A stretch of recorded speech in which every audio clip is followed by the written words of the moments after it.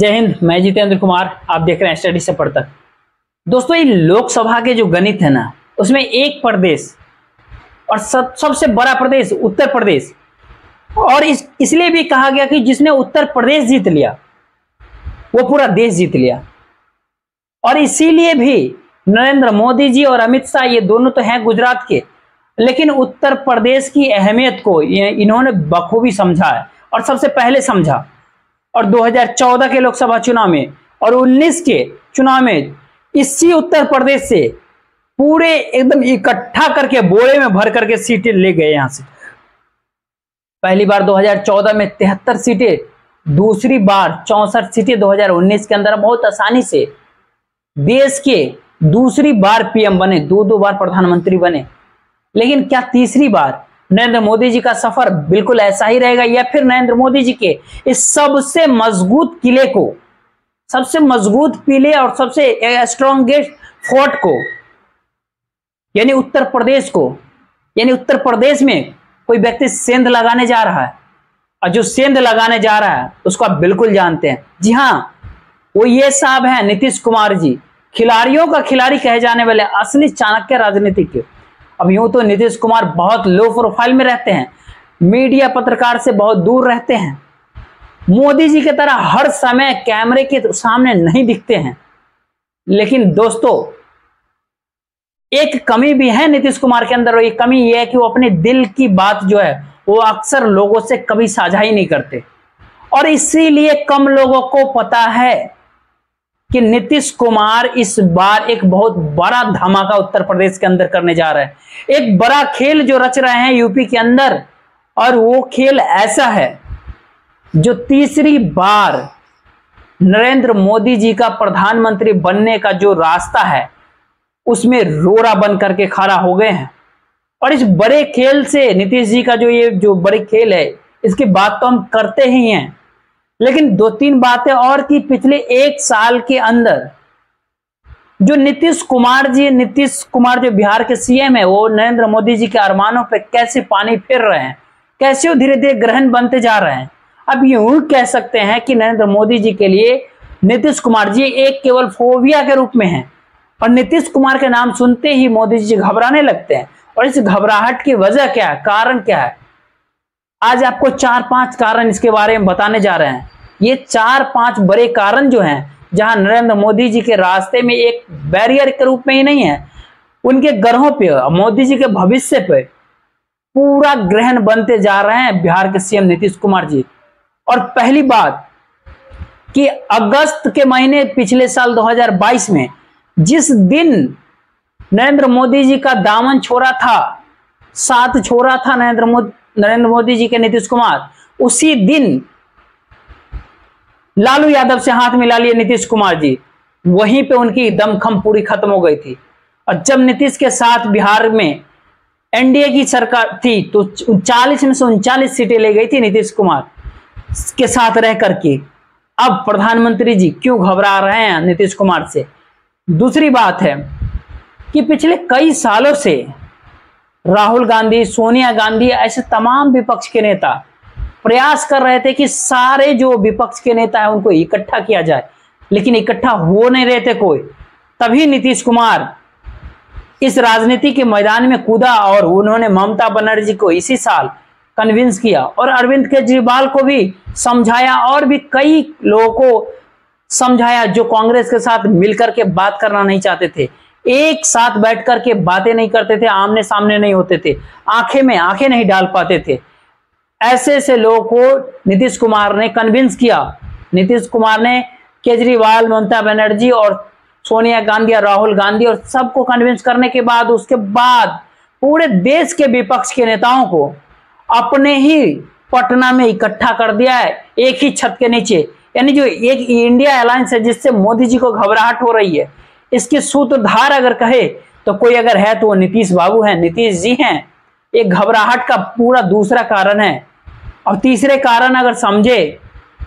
तो caste census, और ये खेल जो नीतीश बाबू जो किए राजनीति का, वो तुर्क का पत्ता निकाले, जो इस पे नरेंद्र मोदी जी के वोट बैंक पर जो पिछले 9 सालों के अंदर पहली बार सेंध लगाए हैं, वो जो ओबीसी वोट बैंक है, आप जो कह सकते हैं पूरी बुनियाद जहां खड़ी की थी नरेंद्र मोदी जी ने, जिस ओबीसी और हिंदुत्व प्रियंक के पर, जहां पे 40 से 45% वोट को खींच करके ले जा रहे थे नरेंद्र मोदी जी, उसी में सेंध लगा दिया नीतीश कुमार ने कास्ट सेंसस ला करके। ये तीसरा कारण सबसे बड़ा है और नरेंद्र मोदी जी को समझ ही नहीं आ रहा कि अब इसका जवाब कैसे दे, काउंटर कैसे करे।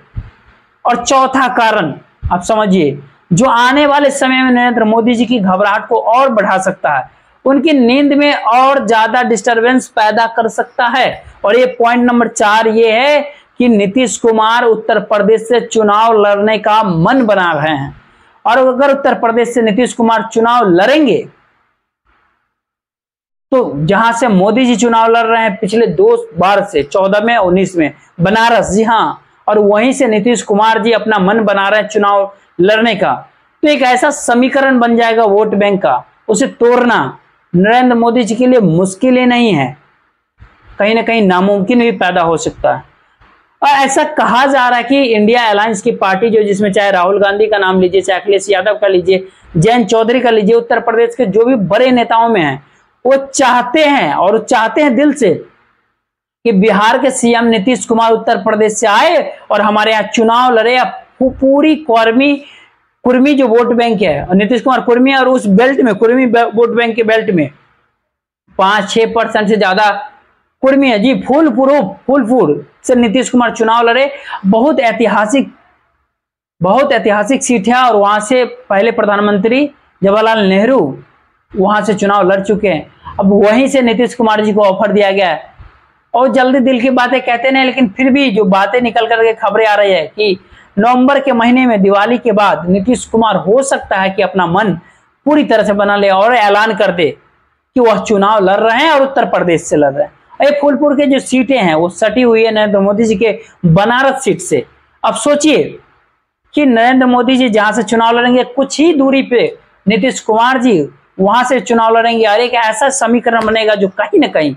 उत्तर प्रदेश के अंदर भाजपा का खेल बदलेगा। और जहां तक सीटों की जो गिनती का सवाल है, नरेंद्र मोदी जी के लिए एक बहुत बड़ी चिंता की विषय है। और जिस दिन नामांकन फॉर्म भरा जाएगा नीतीश कुमार के द्वारा, उसी दिन खतरे की घंटी बज जाएगी नरेंद्र मोदी जी के लिए। साथियों, अगर नीतीश कुमार उत्तर प्रदेश से लड़ते हैं तो क्या इंडिया अलायंस को, क्या इससे क्या फायदा होगा और क्या नुकसान हो सकता है, और भाजपा को क्या नुकसान हो सकता है? मुझे लगता है इस पे भी 3-4 बातें को समझना जरूरी है। पहला फायदा यह है कि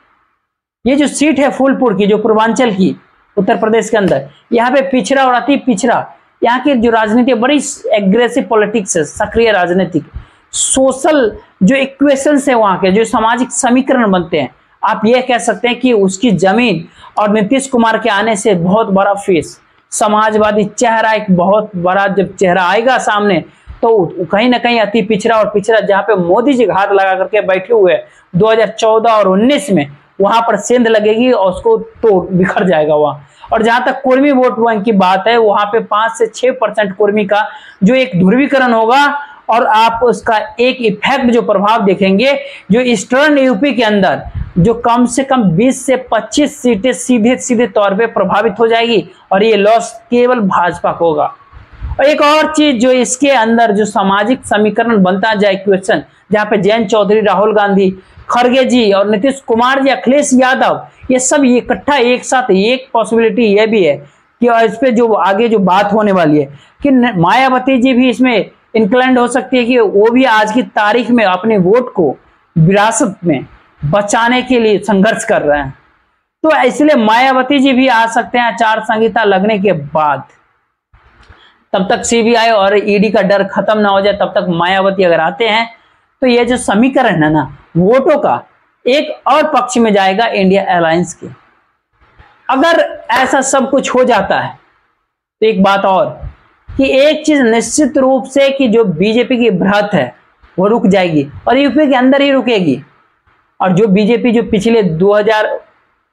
लोकसभा के चुनाव में, 2019 के लोकसभा चुनाव में जो 64 सीटें लाई और 14 में 73 सीटें लाई, और ये इस बार 24 में अगर बीजेपी 50 से कम सीटें पे आती है, अब मान करके चलिए कि 30-35 सीटों का नुकसान जो उत्तर प्रदेश राज्यों में होने वाली है जो भाजपा का। और इसका भरपाई किसी अन्य राज्य से नहीं हो रहा है। और इसका कारण यह भी है कि महाराष्ट्र जो है वहां पे मोदी जी का जो है साथ छूट गया, 48 सीटें वाले महाराष्ट्र, जहां पे उद्धव ठाकरे साथ नहीं नरेंद्र मोदी जी का, वहां पे जो प्रेशर भाजपा पे है, महाराष्ट्र से रिकवरी होने से रहा, क्योंकि महाराष्ट्र में भी लॉस हो जा रहा है। अगर बिहार के अंदर आप झांकिएगा तो 40 में से 39 सीट जीत करके गए थे। आज नीतीश कुमार मोदी जी के साथ छोड़ दिए थे, आज लालू और नीतीश साथ में हैं, तो यहां भी लॉस। ममता बनर्जी पहले से ज्यादा बंगाल में मजबूत हुई, बीजेपी वहां पे कमजोर हो गई विधानसभा चुनाव के बाद, जो बुरी हार मिली विधानसभा चुनाव में। और कुल मिलाकर के उत्तर प्रदेश के अंदर अगर लॉस हुआ 30-35 सीटों का, तो इसके रिकवरी नहीं महाराष्ट्र और नहीं बिहार नहीं पश्चिम बंगाल कहीं से नहीं हो पा रहा। अगर वो नीतीश कुमार आकर के जाकर के उत्तर प्रदेश से चुनाव लड़ते हैं तो देश में क्या होने जा रहा है, जहां देश के सबसे बड़ा प्रदेश है, जहां सबसे ज्यादा लोकसभा का सीट है, वो क्या होगा, ये पूरा गेम क्या है, इसको समझने की प्रयास किया जाए। तब तक के लिए जय हिंद।